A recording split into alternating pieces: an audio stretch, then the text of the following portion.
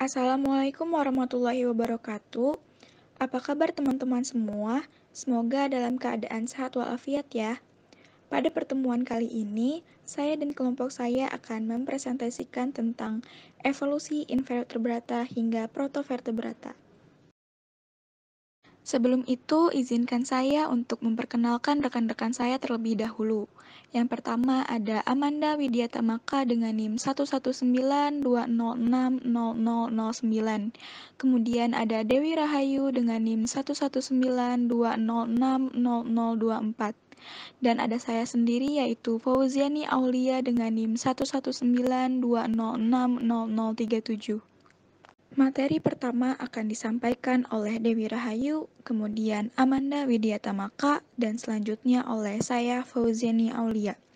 Kepada Dewi Rahayu dipersilahkan. Pengenalan hewan. Yang pertama yaitu ada karakter hewan dan rangka tumbuh. Hewan merupakan organisme heterotop multiseluler yang bergerak pada sebagian atau sejumlah siklus hidupnya.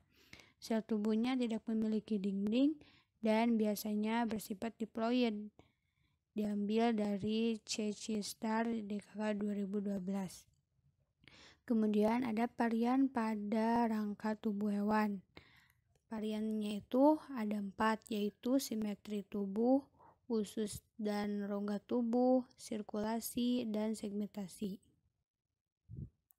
Simetri tubuh hewan berstruktur paling sederhana seperti spons bersifat asimetris, ubur-ubur dan kerabatnya Hydria memiliki simetri radikal. Kebanyakan hewan memiliki simetri bilateral. Usus dan rongga hewan. Kebanyakan hewan memiliki usus, kantung, atau tabung pencernaan pada permukaan tubuh. Kantung usus adalah sistem pencernaan yang tidak sempurna. Makanan masuk dan sampah keluar melalui bukaan tubuh yang sama. Sirkulasi pada hewan kecil, gas dan nutrisi dapat berdifusi melalui tubuhnya. Segmentasi. Banyak hewan bilateral memiliki segmen unit yang paling mirip dan bertulang sepanjang tubuh. Kemudian asal-usul hewan invertebrata. Invertebrata adalah kelompok organisme yang paling beraneka ragam, mulai dari ubur-ubur hingga moluska, bulu babi, dan arthropoda. Evolusi invertebrata sangat kompleks dan beraneka ragam, ditinjau dari ukuran, bentuk spesialisasi, maupun habitat yang dihuninya. Orientasi tubuh bervariasi, mulai dari yang radikal simetri, bilateral simetri, maupun yang tidak mempunyai bidang simetri. Jokote 2007. Menjadi multiseluler. Nah, menurut teori koloni, asal mula hewan-hewan pertama berevolusi dari protista koloni, Canovoglatta, protista modern yang berkerabat dengan hewan menyediakan petunjuk berbagai hidupnya sebagai sel tunggal sementara yang lain memiliki koloni. 2. Radikal adaptasi yang benar. Hewan melakukan radiasi adaptasi selama masa Kambrium 542 sampai 488 juta tahun yang lalu. Kenaikan kadar oksigen dan perubahan iklim global berperan dalam ledakan diversitas dalam masa Kambrium. Hubungan dan klasifikasi. Hewan telah dikelompokkan secara tradisional berdasarkan morfologi dan pola perkembangan. Klasifikasi tradisional memutuskan pada kepemilikan rongga tubuh dan karakter rongga ini. Hewan yang memiliki embrio 3 lapis dibagi menjadi 3 kelompok. Invertebrata berstruktur sederhana. Jadi invertebrata itu memiliki struktur yang sederhana, di mana ada 3 struktur. Yang pertama ada Plocozoa, Thyropholax, Anderes, hewan laut asimetris yang memiliki diameter 2 mm dan ketebalannya 3 mm. Ialah salah satunya Placozoa. Tricho berarti rambut, plak berarti lempeng, dan anderes berarti lengket.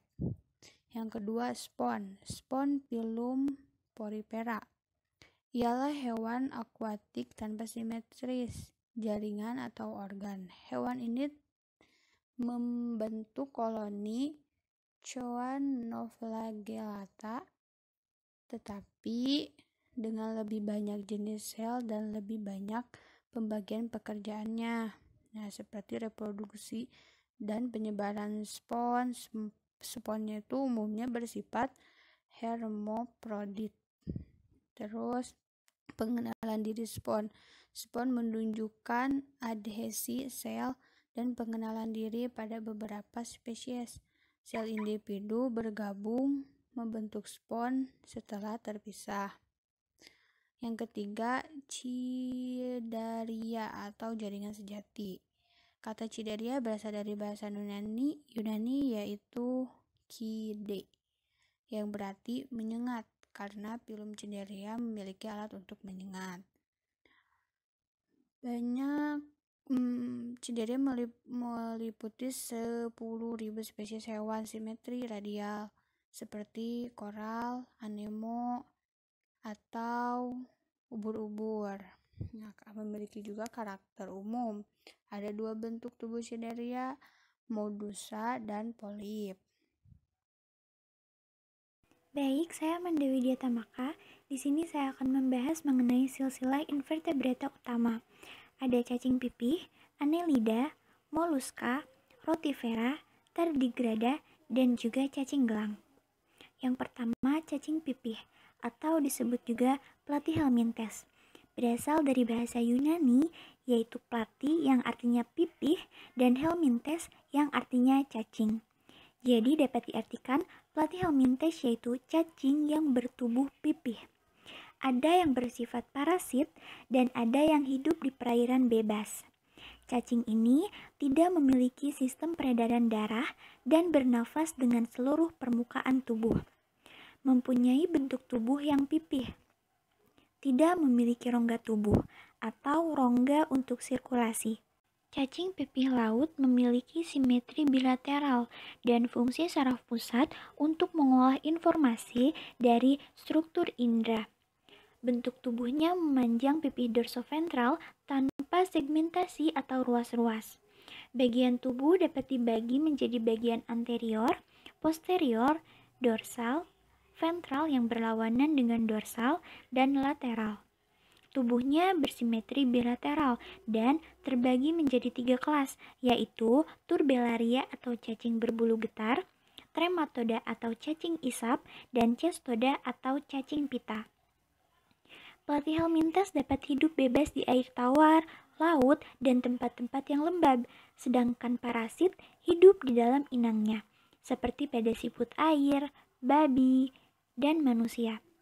Platyhelminthes tidak memiliki organ rongga tubuh atau selom, sehingga disebut hewan aselomata.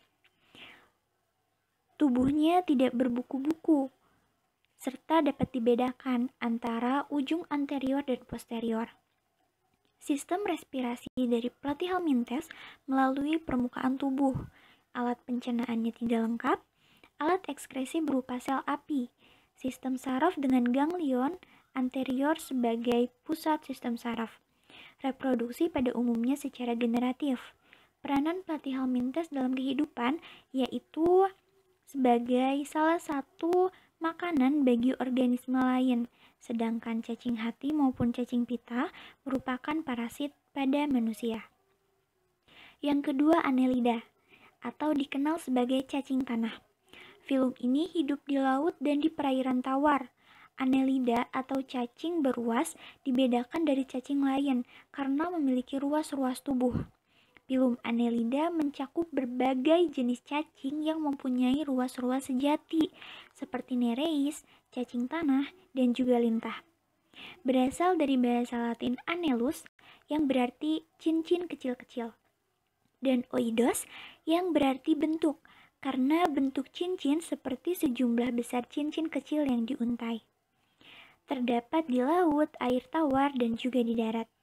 Ciri khas filum Annelida ialah tubuh yang terbagi menjadi ruas-ruas atau segmen yang sama baik bagian luar maupun bagian dalam, kecuali saluran pencernaan yang tersusun sepanjang sumbu anterior sampai posterior.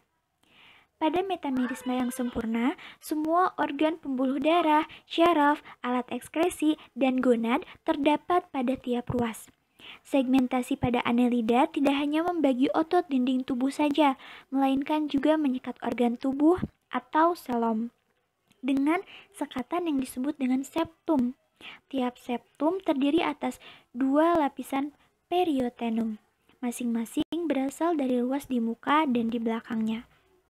Filum Annelida terdiri dari sekitar 75.000 spesies yang meliputi 3 kelompok besar yaitu Polychaeta, Oligoceta, dan Harudine, serta 2 kelompok kecil yaitu Aelosamata dan Branchiobdella. Selanjutnya moluska, memiliki tubuh lunak yang pada banyak spesies dilindungi oleh cangkang yang keras. Moluska berasal dari bahasa Latin molluscus yang berarti lunak. Jadi, jika ditinjau dari asal katanya, moluska berarti hewan yang memiliki tubuh lunak, mencakup hewan-hewan yang bersifat tripoblastik selomata dengan sebaran habitat yang sangat luas. Tubuh moluska yang lunak menjadi ciri utama dari filum ini. Umumnya dilindungi oleh suatu cangkang yang keras. Moluska memiliki sifat kosmopolit, di mana hewan-hewan ini memiliki daerah persebaran yang sangat luas. Moluska dapat ditemukan di darat, air tawar, maupun air laut.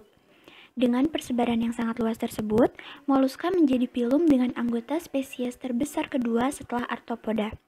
Ukuran tubuh moluska sangat bervariasi, mulai dari siput yang panjangnya hanya beberapa milimeter, hingga cumi-cumi raksasa yang dapat mencapai panjang 18 meter. Bentuk tubuhnya pun sangat bervariasi, walaupun bentuk dasarnya bersifat simetri bilateral, pada beberapa terjadi modifikasi dari massa visceral yang mengakibatkan bentuk tubuhnya bersifat asimetris. Moluska memegang peranan yang sangat penting dalam kehidupan. Beberapa spesies dari filum ini menjadi sumber protein bagi manusia. Selain itu, moluska dapat menjadi hama bagi pertanian dan menjadi inang bagi beberapa cacing parasit yang sangat merugikan manusia. Yang selanjutnya ada Rotifera yang berukuran mikroskopik dan sistem organ terspesialisasi termasuk saluran pencernaan dan memakan hewan mikroorganisme yang tersuspensi di dalam air. Rotifera berasal dari bahasa Latin yang berarti roda pembawa. Mereka juga dikenal dengan sebutan Vel animaculatus atau binatang beroda, yang merupakan binatang kosmopolitan, banyak terdapat di air tawar. Hidupnya soliter atau berkoloni dan sesil. Rotifera air tawar hidup pada tanaman air serta benda-benda dalam air. Beberapa jenis pelagis bentuknya menyerupai kantung, duri panjang, kaki menghilang atau dilipat. Rotifera bersifat epizoik atau ektoparasit, hidup pada insang krustase kecil, sedangkan yang endoparasit hidup pada telur siput. Rotifera mempunyai ukuran tubuh 40 sampai 2,5 mm, rata-rata 200 mm. Tubuh Rotifera dibagi menjadi 3 bagian, yaitu anterior, trunk, dan posterior. Ciri umumnya merupakan hewan multiseluler, ukuran yang kecil sekitar 0,1 sampai 0,5 mikrometer. Melayang di dalam air, pertumbuhannya cepat dan berumur pendek. Sangat toleran terhadap kondisi lingkungan, bersifat filter feeder, yaitu dapat menyaring makanan dan air dengan menggunakan korona. Rotifera memiliki 3 ordo, yaitu Monogonontida, Seisonoida, dan Deloida. Tardigrada terkenal sebagai beruang air yang dikarenakan memiliki tubuh yang mungil dengan tonjolan montok dan langkah yang berat juga lambat. Habitat tardigrada adalah di dalam lumut atau pasir yang lembab, serta di dalam air tawar maupun air asin. Tubuhnya dapat dibedakan atas kepala dan badan. Badan terdiri atas 4 segmen tubuh yang berdifusi. Setiap segmen tubuh memiliki sepasang kaki yang pendek dan tebal. Kaki tersebut tidak bersegmen, namun di ujung kaki terdapat 4-9 cakar yang runcing. Hewan anggota kelas tardigrada tidak memiliki sistem sirkulasi, respirasi, dan ekskresi. Sistem syaraf berkembang baik. Hewan dapat dibedakan atas hewan betina dan jantan. Telur berukuran besar dan anak yang baru menetes terkadang hanya memiliki 3 pasang kaki. Makanan tardigrada bervariasi bergantung pada spesiesnya. Pada umumnya, pemakan material tumbuhan seperti lumut dan juga alga. Spesies yang lebih kecil biasanya memakan bakteri. Ada sebagian kecil tardigrada yang merupakan karnivora yang memakan hewan kecil seperti nematoda dan memakan sesama. Cara makannya dengan menghisap cairan tubuh mangsanya melalui mulutnya yang berbentuk seperti penghisap. Yang terakhir, cacing gelang, parasit pada tumbuhan dan hewan. Hewan ini memiliki jumlah 25.000 spesies yang sangat melimpah dan beragam di tanah dan di habitat akuatik. Nematoda berbeda secara keseluruhan dari Platyhelminthes dan Nemertines. Nematoda dikenal dengan kulit ari tebal kasar di sisi luarnya, dan di dalamnya ada tekanan hidrostatik yang tinggi. Mereka terlihat sama dan memberikan tekanan. Nematoda parasit sangat berbahaya bagi manusia karena dapat menyebabkan penyakit dan kerusakan pada bidang pertanian. Ada banyak jumlah pentingnya nematoda sebagai hewan yang ada di mana saja. Berjumlah banyak dan parasit dengan siklus hidup yang sangat bervariasi. Nematoda melingkar dengan belahan menyilang dan jarak panjangnya dari 200 sampai 40 cm. Cacing ini tripoblastik, tanpa segmen dan tertutup. Kulit ari yang fleksibel tapi liat. Di bawahnya hanya ada lapisan otot melintang. Tidak ada sistem darah atau sirkulasi lainnya. Rongga tubuhnya tidak mempunyai garis dalam mesoderm dan bukan xilom. Itu diperoleh secara langsung dari blastocele. Terdiri dari banyak tabung untuk sistem reproduksi dan juga saluran cerna yang terbuka di setiap ujung cacing. Pada kelas nematoda sudah dikenal ada 17 ordo. Kebanyakan dari 17 ordo ini hidup bebas dan mempunyai tanda-tanda karakteristik antara lain ukurannya relatif kecil kecuali untuk ordo Myrmetoideae. Mempunyai bulu-bulu kaku yang bersifat sensoris atau mempunyai papile pada ujung anterior yang tersusun dalam gelang-gelang atau lingkaran tertentu. Kemudian ampir relatif besar, ada glandula adhesif caudalis. Baik, saya Fauziani Aulia. Di sini saya akan melanjutkan pembahasan mengenai silsilah invertebrata utama. Selanjutnya ada arthropoda. Arthropoda ini merupakan hewan yang tak bertulang belakang yang memiliki tubuh ruas atau bersegmen dan kaki yang bersendi. Arthropoda berasal dari bahasa Yunani, yaitu arthros yang artinya sendi atau ruas dan podos yang artinya kaki. Kunci adaptasi arthropoda ini antara lain yang pertama, eksoskeleton yang diperkeras, yang kedua, struktur tambahan bersendi, yang ketiga, segmen yang termodifikasi, yang keempat, spesialisasi sensoris, dan yang terakhir, tahap perkembangan terspesialisasi. Selanjutnya yaitu krustasea laut. Krustasea merupakan suatu kelompok besar dari arthropoda yang terdiri dari kurang lebih 52.000 spesies yang terdeskripsikan dan biasanya dianggap sebagai suatu subfilum. Kelompok ini mencakup hewan-hewan yang cukup dikenal seperti lobster, kepiting, udang, udang karang, serta teritip. Mayoritas hewan ini merupakan hewan air, baik air tawar maupun air laut, walaupun beberapa kelompok telah beradaptasi dengan kehidupan darat seperti kepiting darat. Tubuh krustasea ini terdiri atas 2 bagian, yaitu cephalothorax dan abdomen.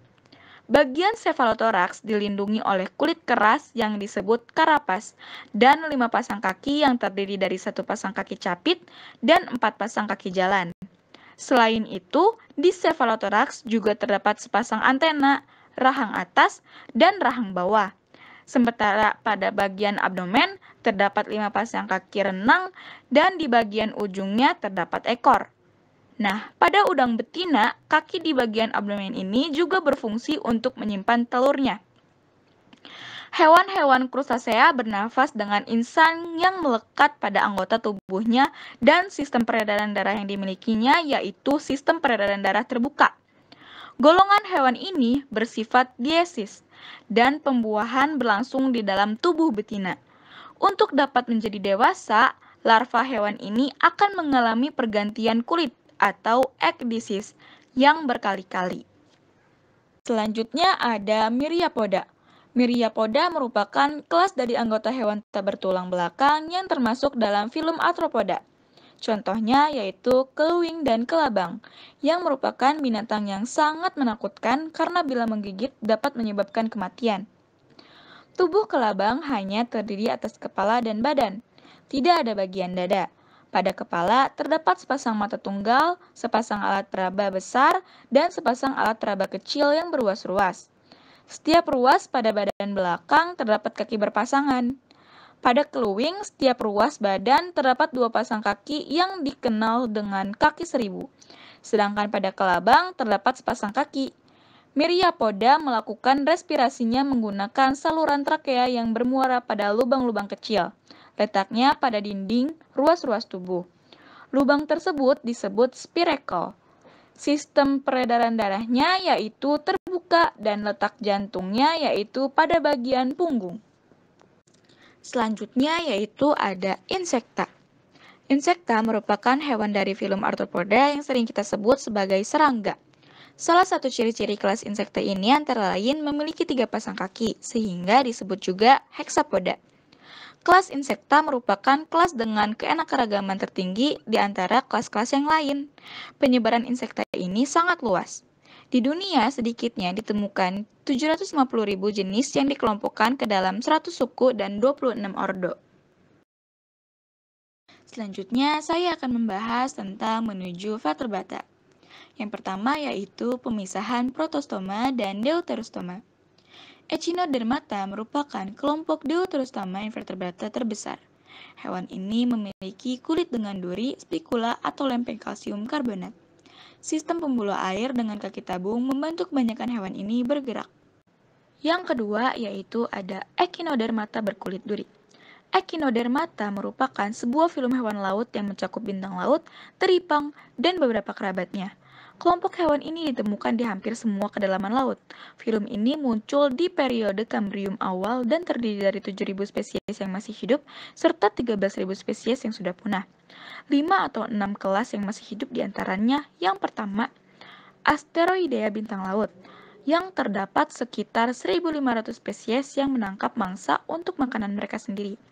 Kemudian ada Concentricycloidea, yang dikenal karena sistem pembuluh air mereka yang unik dan terdiri dari hanya 2 spesies yang baru-baru ini juga digabungkan ke dalam Asteroidea. Kemudian ada Crinoidea, yang terdapat sekitar 600 spesies yang merupakan predator yang menunggu mangsanya. Kemudian ada juga Echinoidea, yang dikenal karena duri mereka yang mampu digerakkan dan terdapat sekitar 1.000 spesies. Kemudian ada Holoturoidea, yang merupakan hewan panjang menyerupai siput yang juga terdapat sekitar 1.000 spesies.